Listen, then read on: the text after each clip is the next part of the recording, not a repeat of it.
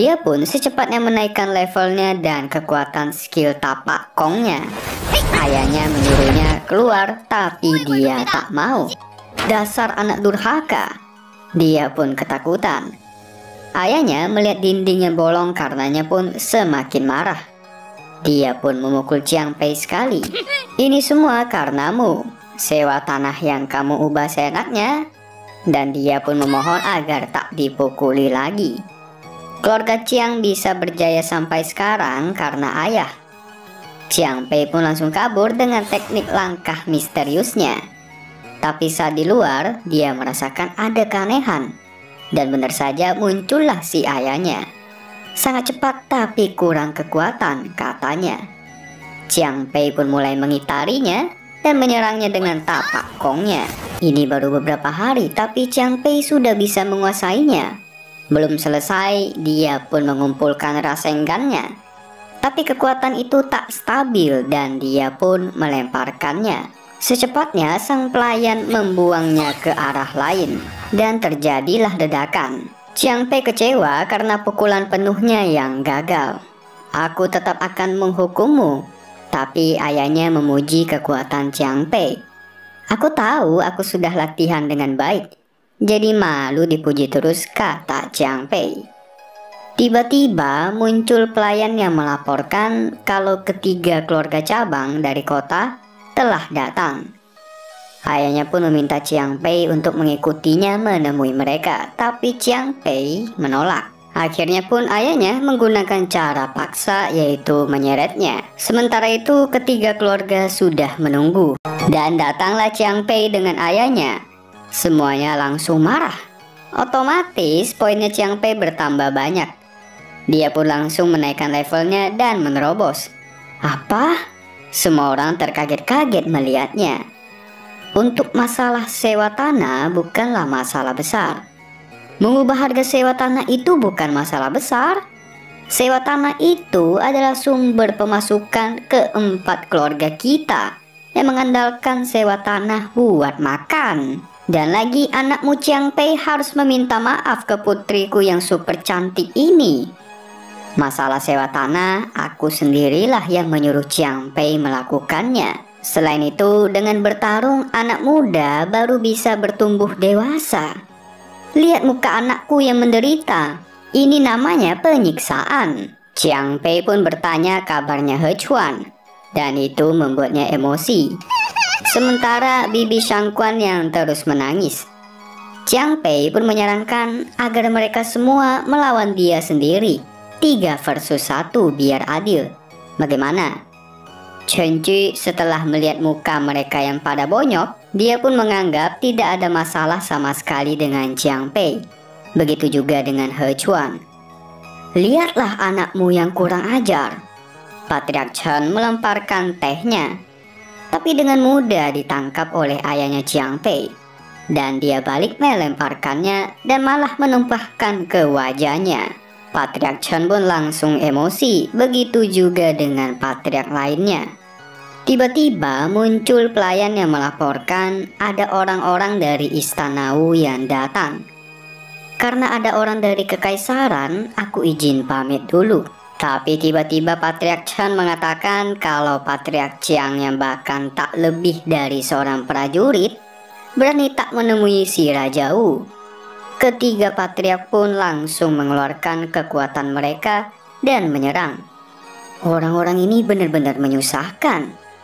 Dan dengan satu serangan berhasil mengalahkan ketiga patriark itu. Jika ada masalah seperti itu lagi di masa depan, tak usah panggil aku lagi. Dan mereka pun pergi. Wah, ayahku sangat hebat dan kejam, kata Chiang Pei. Mereka pun menaruh dendam ke keluarga Chiang ini. Sementara itu, Chiang Pei yang kembali ke tempat si Nona Hou.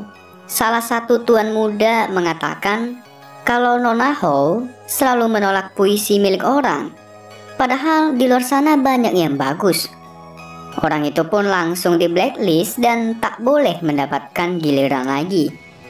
Dia yang kesal pun langsung pergi dari sana. Sementara Chiang Pei yang sedang bersantai dan berduduk Dia sambil memikirkan puisi bunga apa yang bagus. Sang pelayan pun menyadari kehadirannya. Jiang Pei langsung menyebutkan puisinya dan langsung disambut hangat oleh Nona Hou dan merespon puisinya Jiang Pei. Karena puisinya menarik, dia langsung menyuruh pelayannya mencatat puisi itu. Nona Hou masih mengingat puisi yang dikatakan oleh Jiang Pei kemarin. Itu masih membekas di hatinya. Dia pun ingin mengetahui maknanya. Bahkan puisi Jiang Pei sudah dicatat dan dipajang. Kalau bukan karena hari itu, kita pasti tak akan bertemu Tuan Jiang. Tapi tiba-tiba muncullah Bibi Shangquan dan pacar barunya. Dia memberikan cowoknya sebatang emas dan bebas membeli apa saja. Sementara sang cowok memberi muka kesal saat dia pergi. Ini mah jelas kalau si Bibi Shangquan dimanfaatin duitnya. Dia pun kaget dan secepatnya melaporkan kalau ada si Jiang Pei yang menghancurkan dirinya. Waktu itu, si cowok pun dengan gagah menghampiri Jiang Pei dan ingin menagih permintaan maaf dari Jiang Pei. Apa urusanmu, bocah? Jiang Pei menganggapnya tak layak. Bibi Shangquan pun menyuruh bebeknya membantai Jiang Pei. Dan tonjokan pun diluncurkan.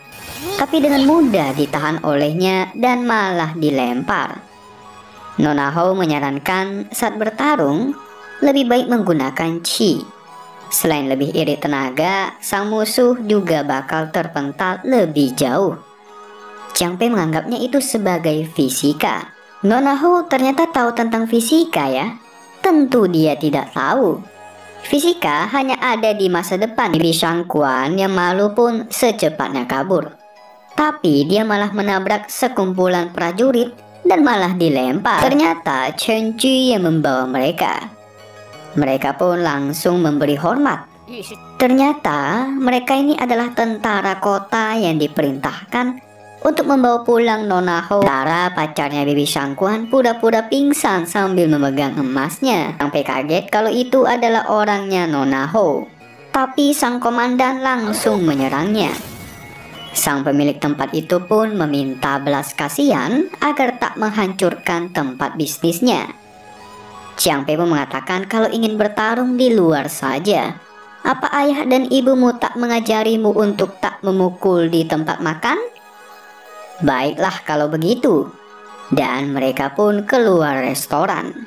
Sementara sang pelayan Nona Hou menyarankan untuk memanfaatkan kesempatan ini agar bisa kabur. Tapi mau kabur kemana? Ujung-ujungnya hanya mengulur waktu. Dan kita bakal ditangkap lagi. Aku sudah ditakdirkan untuk menjadi alat yang digunakan oleh sang ayah untuk menyenangkan sang raja. Sementara sang komandan pun bersiap dan langsung menyerangnya. Jiang Pei menghindarinya dengan langkah misterius. Dilanjutkan dengan bersiap mengeluarkan jurus tapaknya. Sementara sang komandan mengeluarkan serangan pedang bulan cahaya miliknya. Dan kedua kekuatan pun beradu. Ledakan pun terjadi dan mementalkan sang komandan. Kali ini mereka menyerang bersamaan.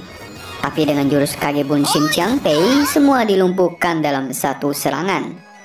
Sementara serangan sang komandan dengan mudah dipentalkan. Nona Hou pun semakin tertarik kepadanya.